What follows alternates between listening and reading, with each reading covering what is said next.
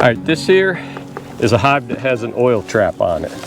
An oil trap is a way to catch mites, the larvae of hive beetles, the larvae of wax moths, and all it is, it's a bottom board that has a tray on it. The tray, you put oil in it, and the oil captures any larvae, any mites, anything that you don't want in your hive. It'll fall through the screen and end up on the board. You can see there's some sugar here from the sugar board right there. There's sugar, there's pollen, and if you look close, there's mites. Like there's one crawling right there, but that's okay because I'm fixing to clean this, put some new oil in it, and then that will capture all these little critters and it'll kill them. To clean it, all you got to do is take your hive tool and just keep coming along and get it all down to one side, and then dump it out away from where your hives are. So I'm going to go do that, and then I'll show you how we put oil in and then what's the next step. Okay, as you can see, I cleaned out just about all of what's in there, and then I set it in just a little bit just to hold it there, and then you come in, you add about, I'd say a third cup of oil, less than that actually, and then you just move it around so that you get in all the corners, and it'll get there. You just got to take your time, move it across, and now you can see there's a sheen of oil in there, and when the mites drop down on that oil, yeah, there we go, let's get it all there. When the mites drop down on this oil, they're dead. Same with any larvae from hive beetles or the wax moths. I use vegetable oil. If you know anybody in a fast food restaurant that uses oil to fry, you can go ahead and probably see if you can collect it from them to use that.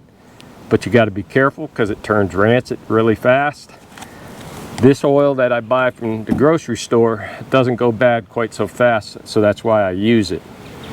And I go ahead and I'll clean this out just about every inspection. That way you know what kind of a mite load you got and if there's anything that you need to do. And after treatment, you'll really see how many mites fall out of there. A treatment being either oxalic acid, Formic Pro, Apigard, whatever your mite treatment is. Here's an old oil board. You can see, let me turn this down. You can see the oil in it, but you can also see the larvae from wax moths that are in here. Of course, you got old wax that the bees clean out the cells and they just drop it, and this is where it ends up. And this is why you gotta go ahead and clean it, because if you don't, this will pile up and then you'll end up having wax moths living in here, the larvae. We started, probably 10:30 this morning, and now here it is, 3 o'clock in the afternoon, somewhere's around there, and we're just finishing everything up, making sure everything's good to go. See if I got any other boards I gotta clean. Just walking down on the back of the hives, seeing which one's got them. And these are the last two oil trays that I'm bringing up. This is a completely different style that you can purchase. I run screen boards, I run oil boards. I've been doing like a study over time. And this one here, these are plastic. And you can see with the plastic, You got to clean the top, and then you got to clean out all this stuff down. So in this one you can see the larvae of hive beetles, wax moths. There's mites in here, oil, and all the debris that the bees clean the cells out with. You clean it out, add new oil, put it back in the hive, and it'll make your life a lot easier. And once these guys get pushed out, you know they're not going to get into the earth and make more of the hive beetles, and the wax moths will die too. So we got these 2 trays clean, but now we're looking at the top cover. And all I do is I use a little bit of glass cleaner, get a good rag, wipe them off, gets all the junk off of them, and then turn it over, get the underside. That one's clean. Got this one. And I use window cleaner because it makes it easier to clean. It dries really fast. And once it's dry, it won't hurt your bees. So there's the top of the cover, the underside. Those are all clean. And now, just like before, add oil. Oops, a little bit much there. I'll share it with the other one. But put the wax in.